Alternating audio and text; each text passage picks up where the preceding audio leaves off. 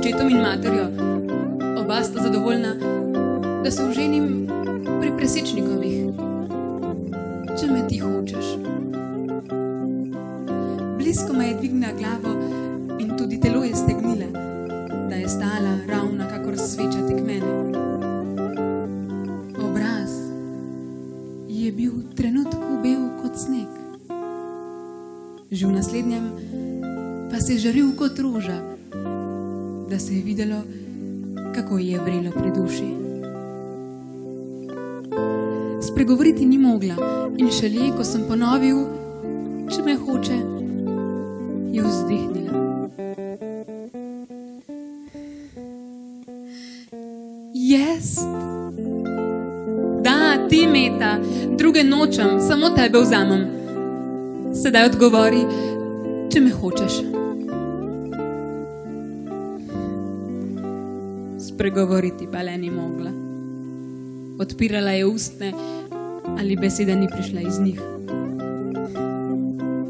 Nakar je začela kimati in pokimala je 3-krat, 4-krat, da ni bilo dvojbe, da me hoče. Stegnila je roke in me hipoma objela. Pri nas se zaljubljen parček ne poljubuje, pri nas se objema. In čutil sem, kako mi je tesno ovila roke okrog vrata in kako je svoje lice pritiskala k mojemu.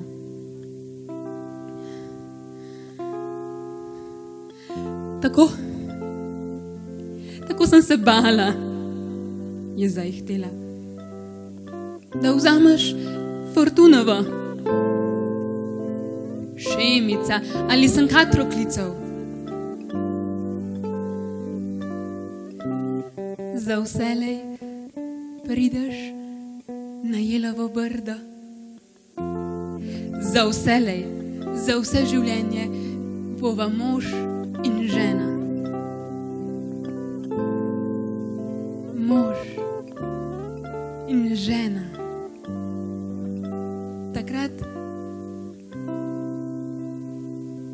Takrat se je spustila v jok. In jokala je, kakor še nikdar nisem slišal ženske jokati.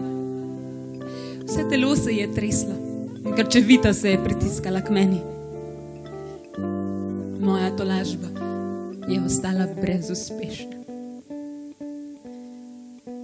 Mož in žena. To so bile zadnje besede, ki jih je tarnala med solzami. Mož in žena za vse življenje.